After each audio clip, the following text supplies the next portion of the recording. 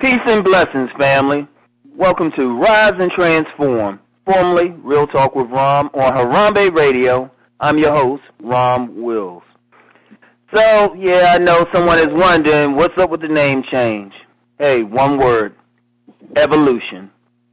When I first started this thing, I just wanted to get some people, spotlight some people, have a platform to be heard, but one of the constant themes as I was bringing on guests, talking with people, was just transforming, was just evolving, was just becoming a better person. As this show has evolved, I felt like there was a need for a name change. And so thus we have Rise and Transform. And that's always been something I would say when I would do book signings. I would say keep rising and transforming. Because that's what it's all about. It's all about spiraling. It's all about becoming better. And along with that, my guest tonight, the first guest for the new and improved show, Rise and Transform, is peak performance expert, Bayo Olorunto. Welcome to the show, Brother Bayo. Thank you, Rom. How are you doing tonight? I'm all right, man. I'm all right. I'm glad to be here. Thank you for having me on the show. Hey, man. Hey, shoot, brother. I've tracked your progress over the years, and you're just doing so many things. It's shoot. If we could just pick one of the things you're doing and probably get a whole show out of it. So we're going to try to give them a overall view of what you're doing and the things that you're about. But if you could just first tell us a little bit about yourself and your background. Okay. I was actually born in Huntsville, Alabama. My father's from the Republic of Benin. My mother's from the United States here in Indiana. And I grew up there the first 14 years of my life.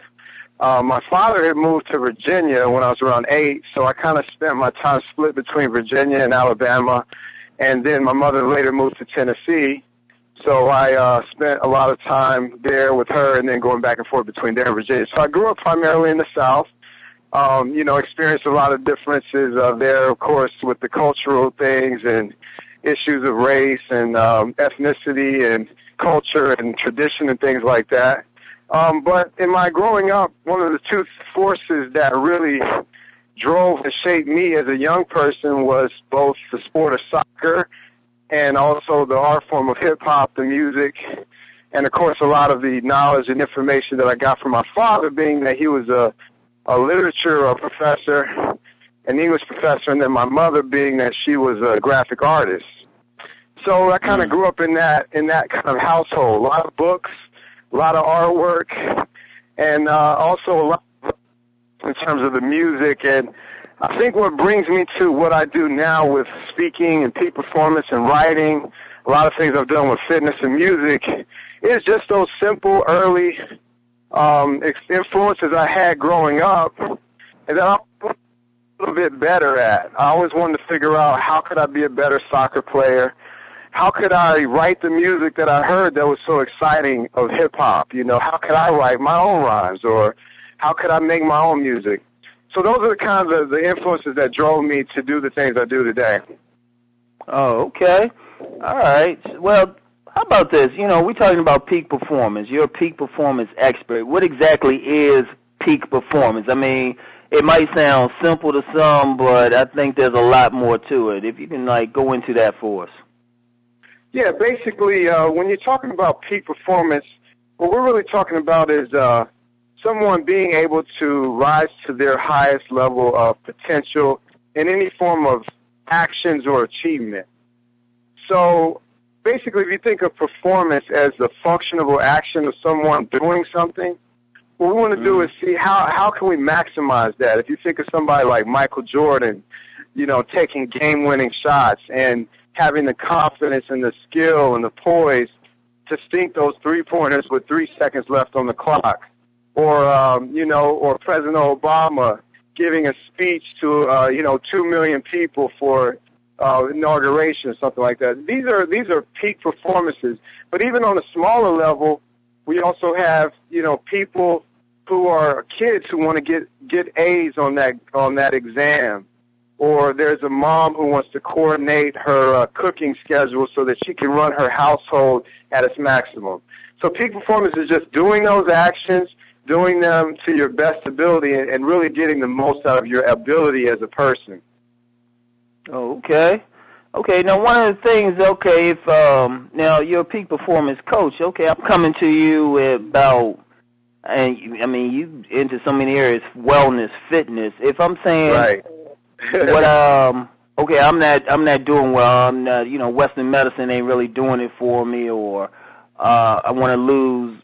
A common thing. I want to lose some weight. I want to get in better shape. As a peak performance coach, what would you tell me? How would you coach me?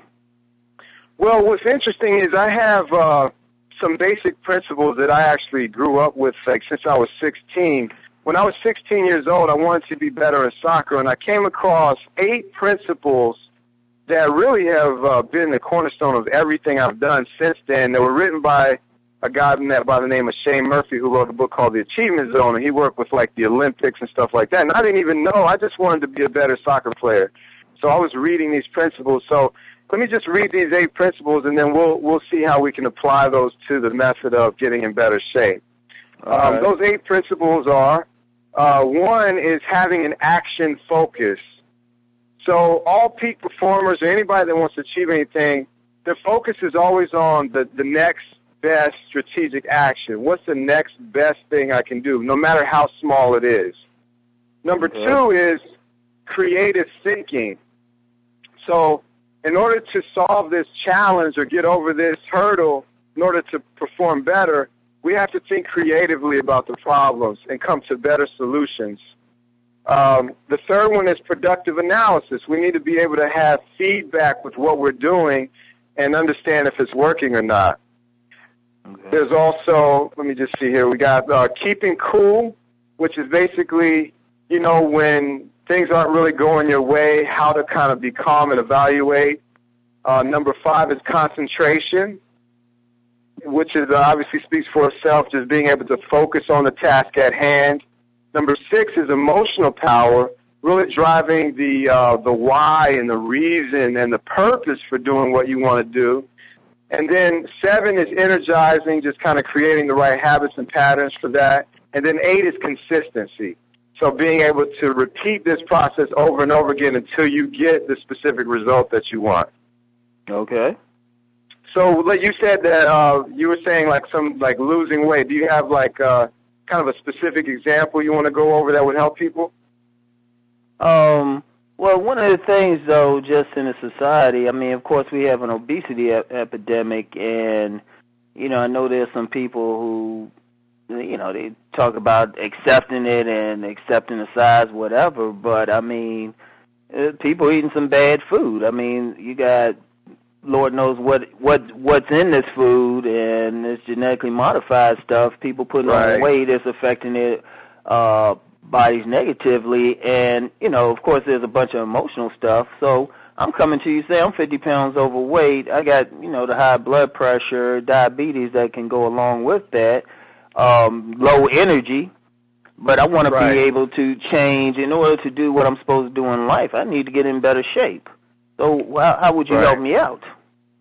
Well, we have to really look at that challenge holistically. I mean, in many urban communities, the right resources tend to not be there, and sometimes that has to be looked at and working around that. But the key is, if you utilize these principles, you think about the first step. The first thing you can do is take a better action toward the situation. So if you know that you're not feeling well, then if you know that you're not feeling well and you need to do something better to heal yourself, the first thing is, what can you do? Well, first you want to go to a place where you can get the right information. Mm-hmm. Find someone, call someone, talk to someone who has the results that you want.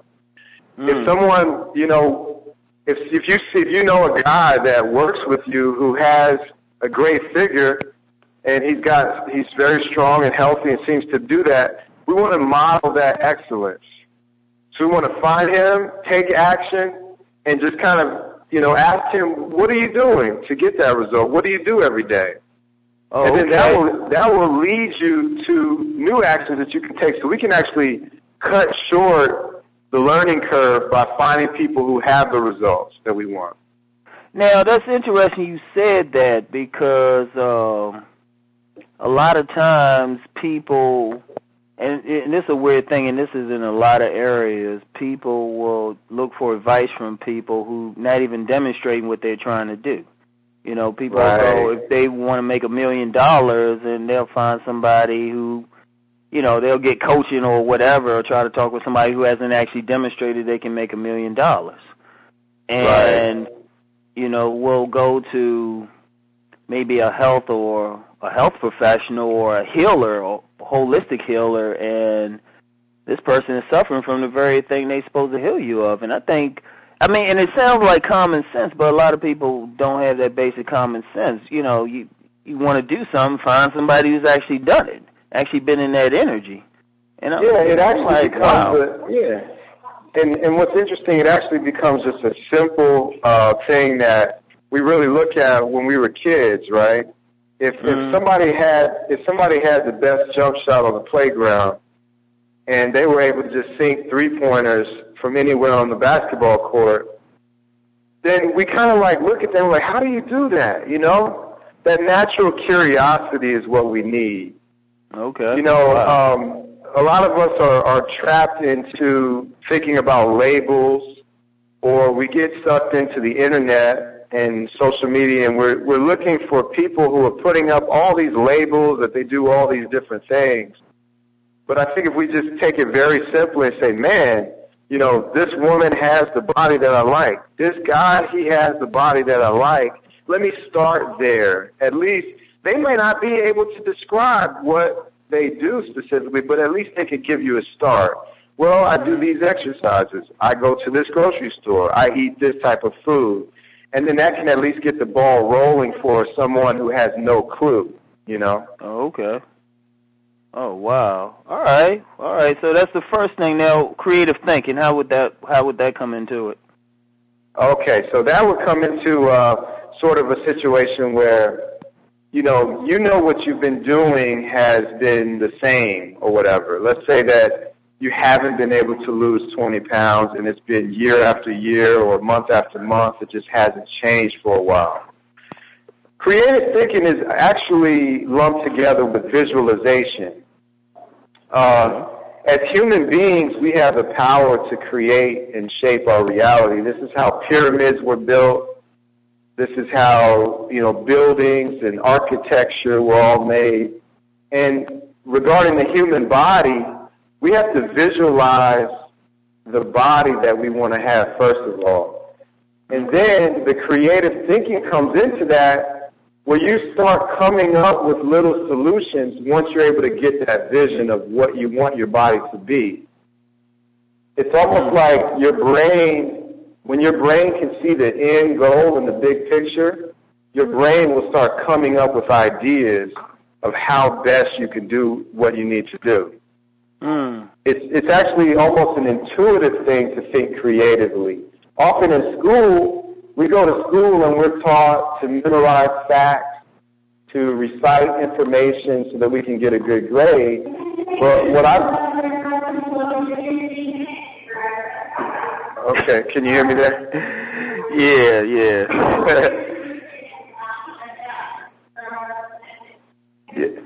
And I was fortunate to have, of course, a mother who was very creative and an artistic person in my household when I was younger.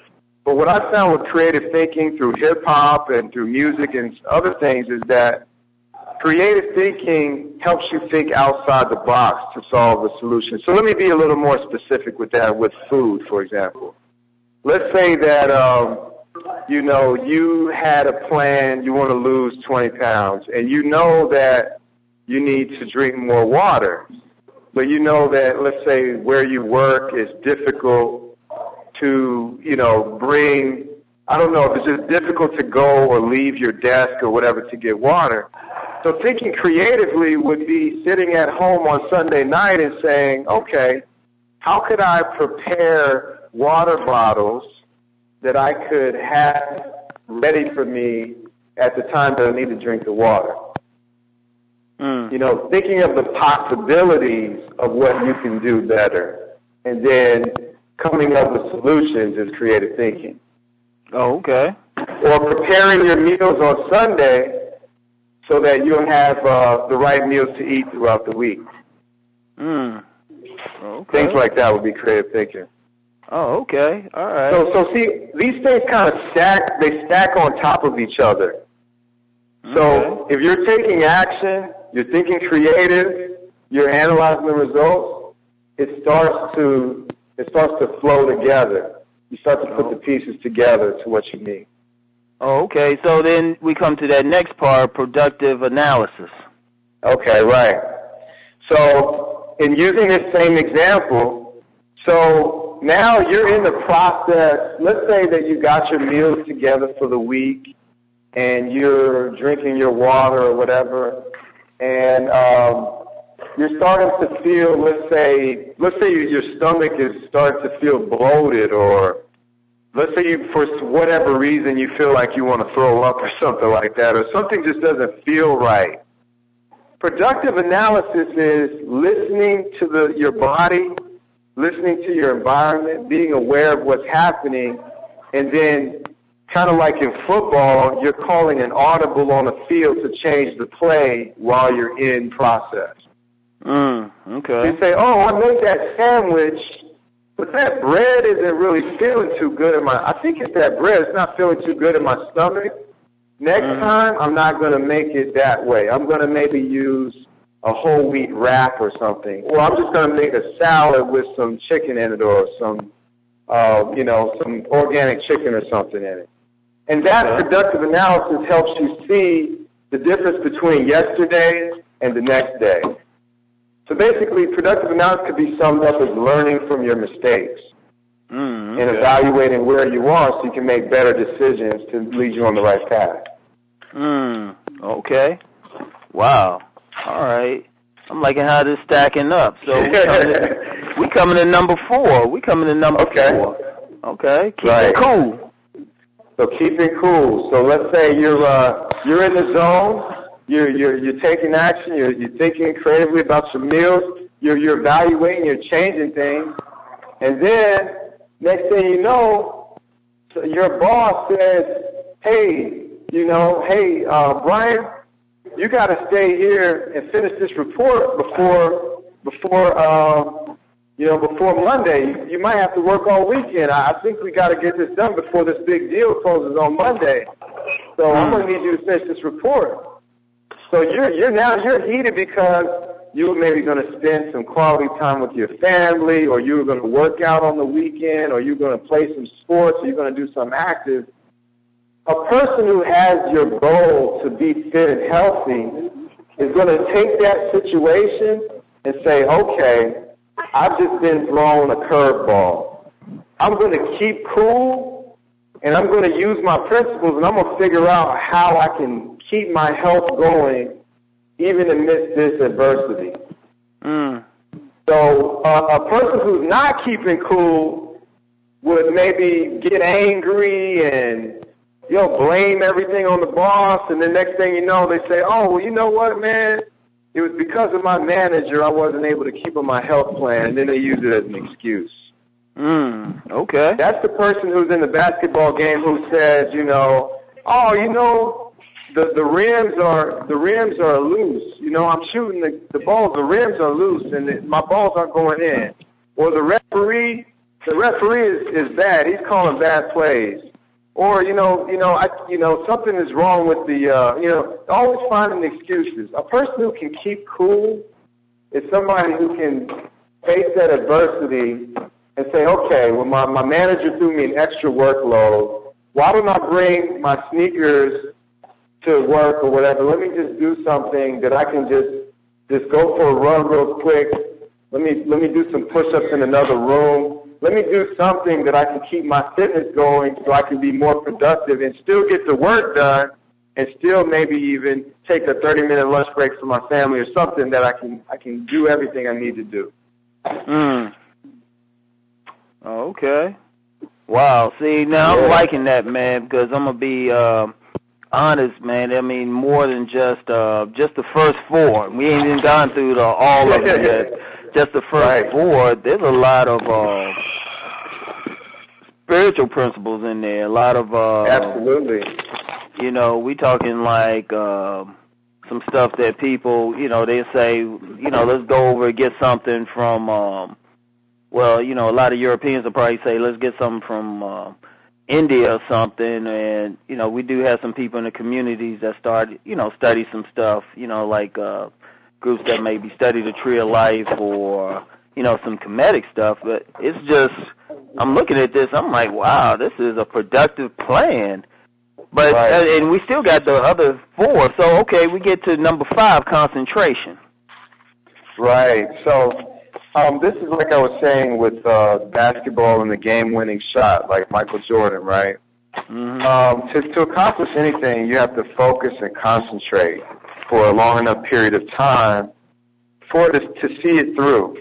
Okay. And concentration is a momentary thing, but it's also it can also be a long-term thing. So let me give you an example.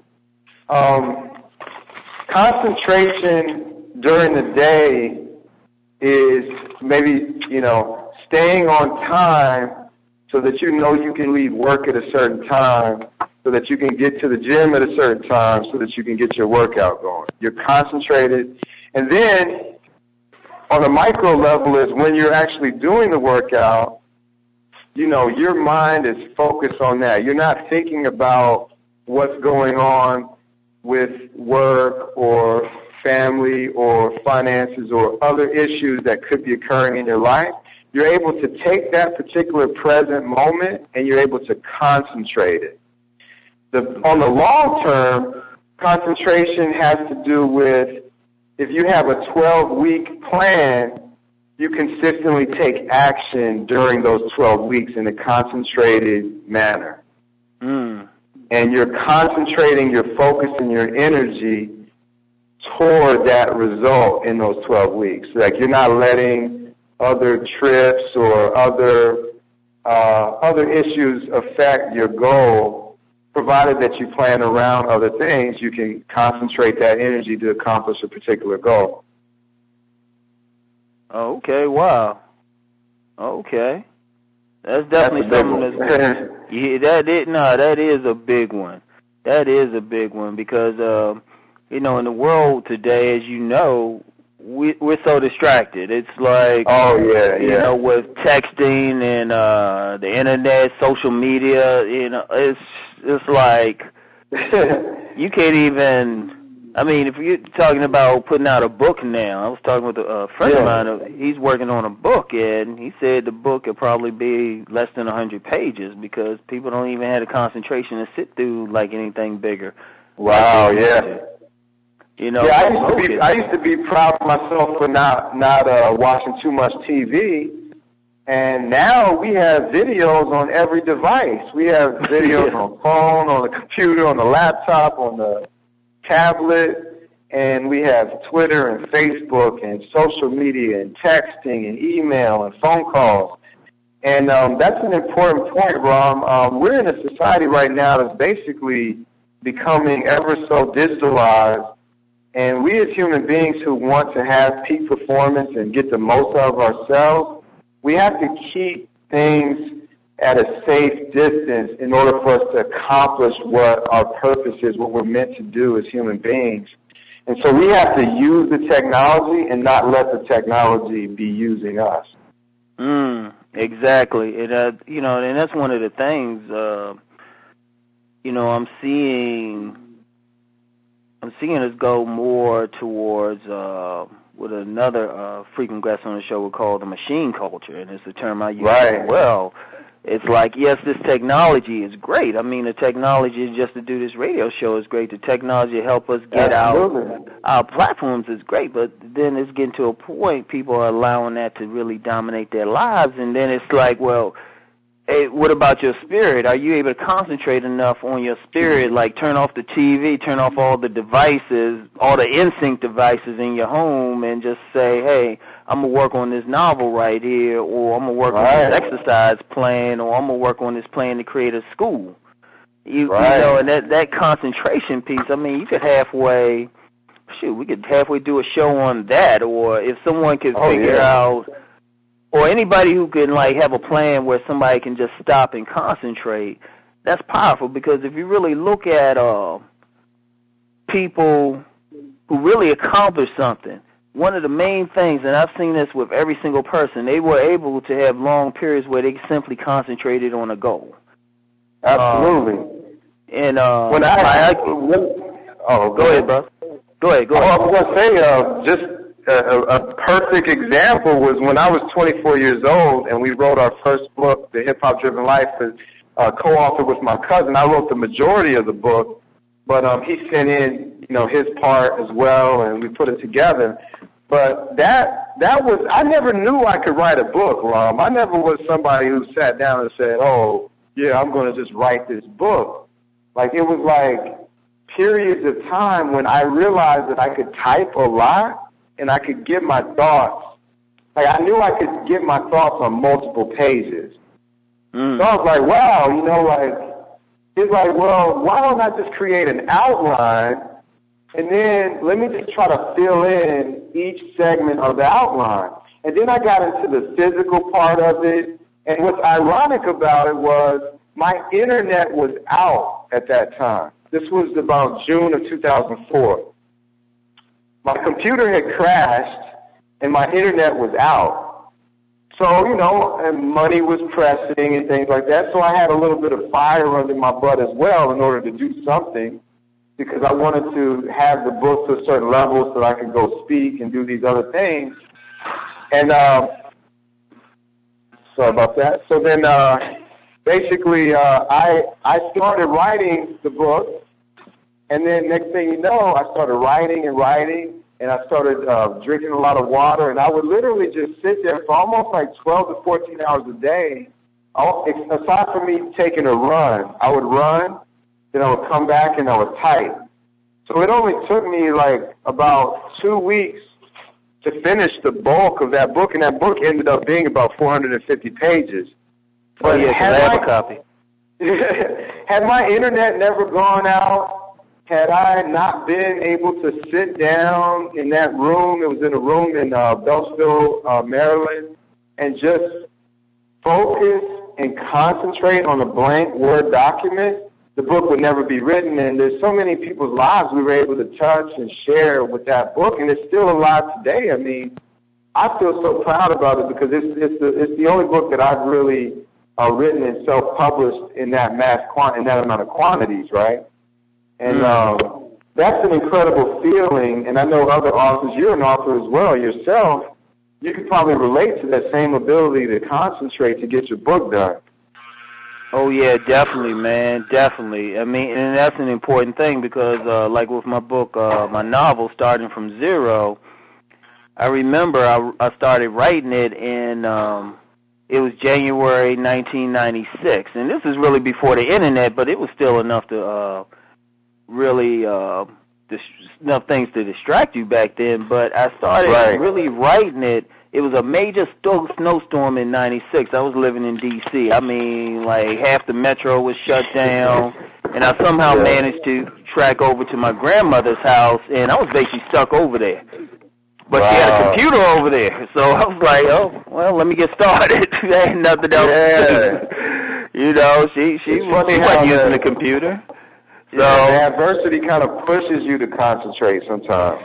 Exactly, and I think a lot of times, sometimes people nowadays, they get so, if their phone breaks or their internet crashes, or even if they get to a point where they can barely keep their utilities on, sometimes the ancestor spirit is opening up a door for them and saying, hey, when you get to your lowest point, this is the time to focus on what you can bring forth. Right. So, yeah, I definitely relate to that. But yeah, let's finish these other, because I know families like looking. They like, all right, you done gave us 5, you gotta give us 3. Okay, emotional power. Emotional power. This one has a variety of different layers to it, right? I think the most important one in order to achieve something is motivation and understanding the purpose, the reason, the why of doing something. If if you want to lose weight because you want to, I don't know, just look good in the mirror and that's it, that's pretty much narcissistic, and it's probably not going to drive you very far. You're probably not going to get far if you just want to stare in the mirror, just look at your biceps. But if you want to lose weight so that you can have the functionality to be the type of individual that if you were going to the beach and let's say your child started drowning, you would have the strength to save your child, or you were attacked by somebody, a criminal or something, and you had to defend your family. Now building biceps starts to become a little more relevant, a little bit more motivating for protecting the people that you love or something like that, right? So when you're about to do anything, it's always important to think about a really juicy, potent reason why you're trying to do it. If it's to lose weight, if it's to write a book, there has to be a purpose bigger than you, and something that is very, like, if you just want to be the best, if it's just something emotional about your potential, or if it's you just want to help people, you just want to save people from the destruction or something that's going on in your community, or if you want to find the love of your life, you know what I mean? If you want to start a family, there's big emotions that will get you fired up to do anything. And you begin visualizing and emotionalizing these things, and that's what will give you that emotional power. Now, let me just add a second layer to the emotional power, and that is basically being able to read and discern your emotions throughout the course of a day or a week. That's, so let's say you've already gotten a big why. You have a big purpose, a big juicy drive of why you want to achieve something, and you're doing it, but then for some reason you wake up and you feel like kind of depressed or down, and you're not quite sure why. It's important to kind of listen to those emotions of yourself, and then there's 3 ways to change an emotion. That is to change your physical body, like jump up and down, shake your body out, change your physical state. You can change your facial expressions and things like that, and then you can actually change the questions you're asking yourself. So if you're asking yourself a question like, why does this always happen to me? I'm a loser, whatever, and your brain is going to say, because you're a loser. But if you're able to wire your brain to ask questions like, okay, how could I do better at this time? How can I change something that I did that time? Then your emotions you have a little more control over your emotional power, and then you're able to harness that power to put it into the activities that you want that are going to give you the results. Oh, okay. So that's a huge one, too. Yeah, all of them are huge, man. Every single one. So, all right, so we get to number 7, energizing. Okay, so energizing is just, I look at it as like health and vitality and vibrancy. It's understanding your energy patterns. As human beings, we're not robots, of course. One prime example of this, I always go back to basketball because it's such a great sport, and even soccer as well.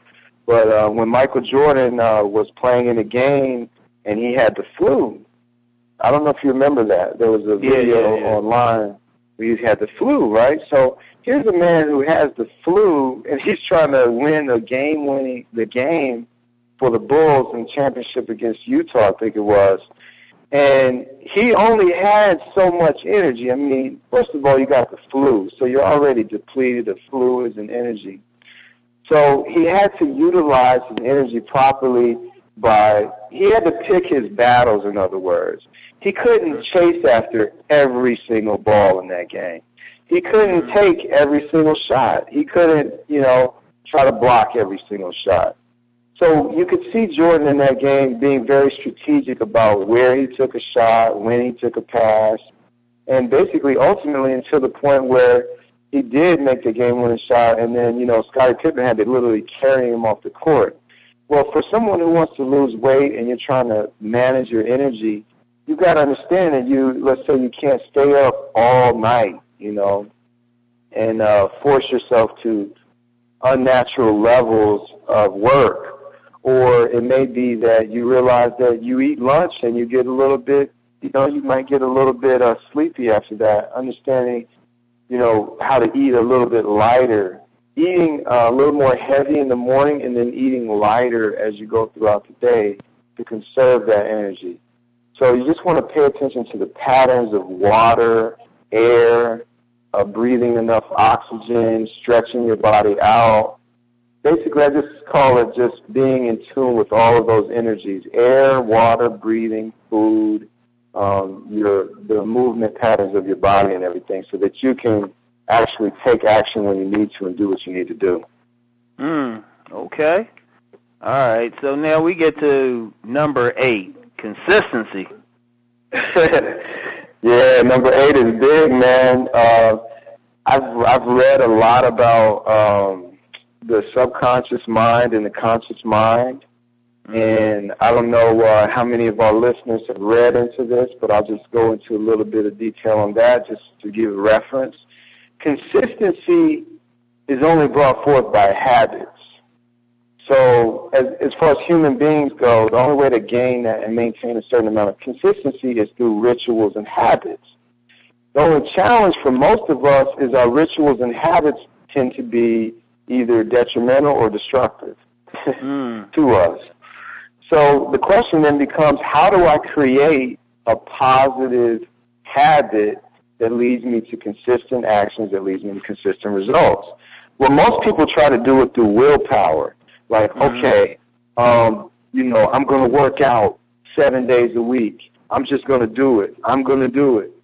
What they're doing is they're using their conscious brain, which is the intellect of the brain, to make that, verbalize that decision. What we have to understand is that that's like the tip of an iceberg. And the tip of the iceberg is the conscious brain, the person that says, I'm going to do this. I'm going to willpower through discipline. I'm going to do this. Well, under the surface of the water is the subconscious brain. Not the subconscious brain, the subconscious mind. And also to make a distinction, the brain is the actual gray matter. The mind is very subjective. We might call it our perception, our awareness, or consciousness, or whatever. So the person who's trying to make that decision, they're not realizing that the subconscious mind is something that you don't even think about every day.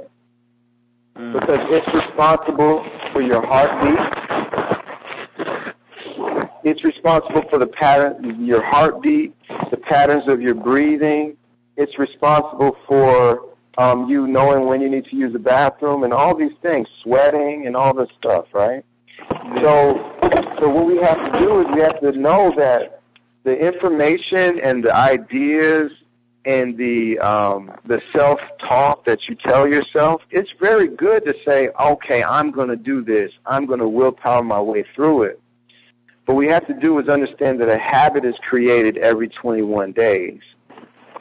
So the best process for making that change of, let's say, working out more consistently would be to set a goal to work out through, like, you may not work out every day, but let's say you may do cardio, alternating cardio and weights for 21 days. So you have rest in between, and you may take a weekend day to rest or whatever, not do any workout. But to generate that consistency, if you were able to do that for 21 days, by the time the day after the 21 days comes, it'll almost be like second nature, because your subconscious mind will have been trained over those 21 days to do that habit. And that's how you generate consistency. It's often said that a person who can run consistently for 6 months, like consistently a runner, well, chances are be a runner for the rest of their life. It doesn't mean they'll always be on track, but if they can stay on track for 6 months, they will have wired in so much memory into their subconscious mind and their body that even if they fall off, they'll feel a little weird, like, man, I haven't run in a while. I need to run. And they'll kick back into it and go back to running. Oh, wow. Yeah, so that's how important consistency can be, and it has to start small, and then you just kind of get the ball rolling. Oh, okay. Now, I mean, and these are 8 powerful principles. And we use a basic example, though. I mean, very basic, but basic example. Yeah, now imagine, one of the things, before the show, we had talked about you were going to start speaking at high schools. Right. Now imagine you get, in this society, there's a big, there's always a big what to do with these black boys, the people throw, even though there are a lot of young brothers doing very well. Right. We get the negative statistics. So imagine, here's a scenario. We create this academy. We create this academy. It's all, like a rites of passage / training program for, a group of black boys. Mm-hmm. Right? Now, what would you see? Just looking at your website, if someone were to go to your website, and, we'll have you give that on the show in a little bit, but you were into a lot of things. Wellness, fitness, technology, edutainment, communication. I mean, people don't really, they're listening to you now, they don't realize you actually were a hip-hop artist. I mean, so. Yeah. Oh, okay.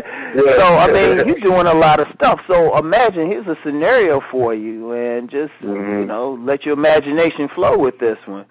We got this academy, we got all these young, underserved, black boys. The education system hasn't served them. So you saying, we bring you in, you one of the instructors, and you're saying, all right, Brother Bayo, we going to, what can you do for them? What kind of training? Just imagine, let's just take us through that. I mean, how would you just go to work with these brothers? I'll tell you what, man, and I'll go back to where I found these principles. I was 16 years old. I wandered into the library. All I was thinking in my mind was, I wonder if there's a book on sports that can help me do better in soccer. So it was pure curiosity at 16 years old. Okay. And I found this particular book. Now, here's what was so magical about it, Rom. I wrote these principles down, and I still have the journal to this day. I wrote the principles down, and they made sense to me, and I tried to apply them in my soccer and, in my school and work, and anything I did, it kind of they very quickly stuck to me. So my point for these boys that are between the ages of 14 and 19 is that the first thing is they have to understand, one of the things that I wish I had had a little bit sooner in addition to these principles, even though I've accomplished great things, I think that had I had a little bit of education on origins of African culture and history, and that goes beyond the general public school education, because I didn't discover that until I was about 21. Okay. So what happened was I had these principles, Rom, and I was able to be recruited by a Division II school in soccer. I was able to get into Vanderbilt University. I was able to achieve success. The challenge that we have with the young boys now is that they don't know why they should achieve success. Oh, okay. They don't have the deep purpose that would only resonate from their understanding of their origin as a human being, of their great legacy of ancestors, of their traditions, of the rich culture that they come from. When they understand they come from this richness and this wealth and this empowerment and this rich culture, then we're going to apply these type of strategies. And then then not only do we just apply the strategies, we have to find out what they're excited about. What are they passionate about? Tie that to their grander purpose, and then these strategies will help them accomplish whatever they want to do, whatever it is. See, I kind of found the principles backwards. I stumbled onto the strategies, and I succeeded in sports and academics, but there was a gaping hole in my soul in terms of my purpose, in terms of my spirituality. So I had to go back at 21 and uncover the music and the poetry and the artistry that was within me that really was more of something from my soul, which would be a cultural tradition from Africa, which was something that was within me. So then after I discovered those roots, I was able to then refocus it into writing and speaking and entrepreneurship and all these other great things I've done. So what I would do, because we always want to make the generation that comes after us better than what we received, I would bottle that into a simple process, 1, 2, 3. 1, you find your origins and understand where you are.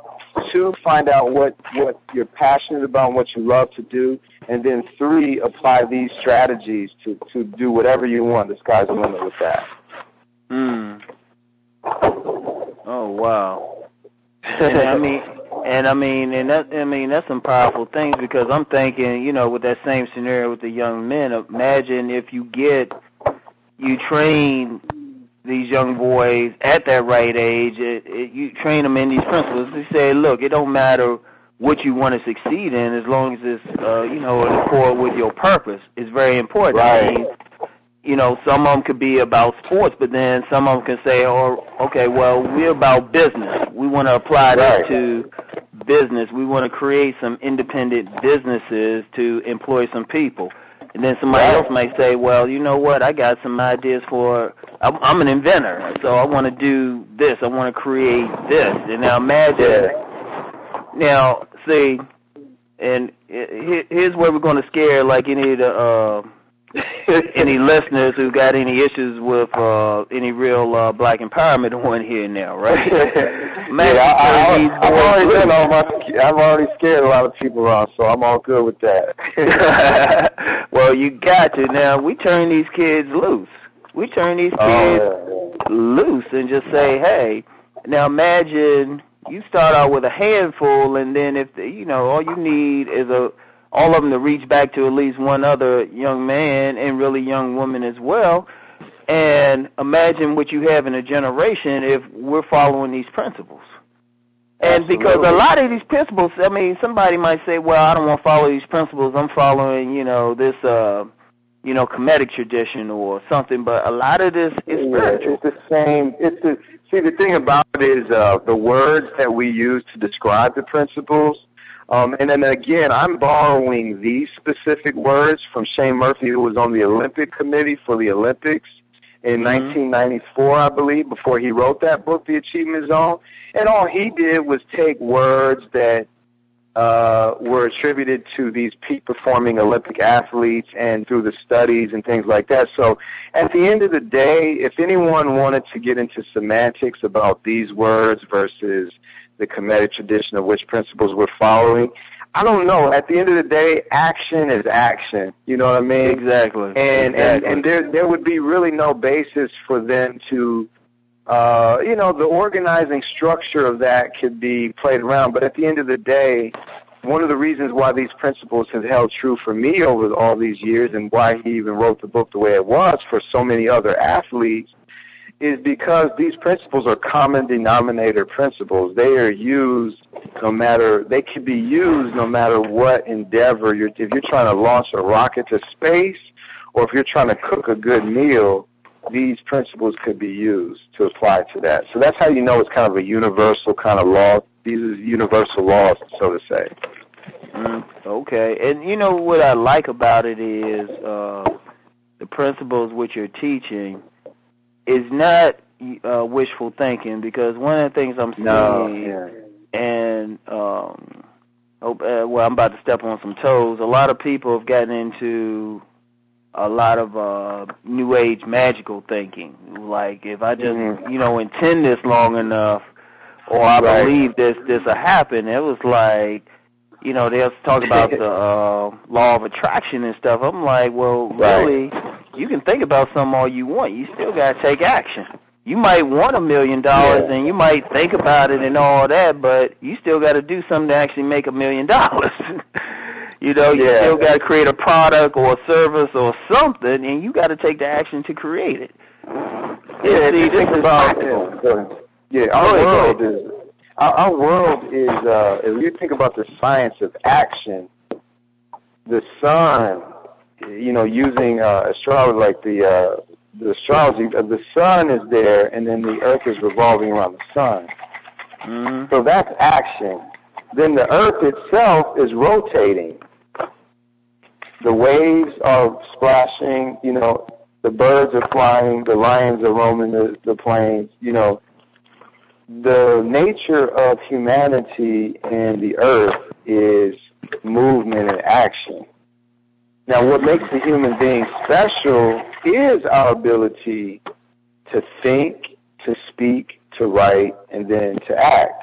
Whereas the lion doesn't write, and the lion thinks, but the lion doesn't conceptualize its thinking to use it to act, to form and create new language or higher level thinking. Whereas human beings, we have done that. But what you're talking about is that some human beings, what they've done is they've separated themselves a little bit from the exertion of long, sustained action, and they're looking at it like, well, because their thoughts can imagine so many things, I could sit in the corner and I can visualize the entire world in my mind from one little corner.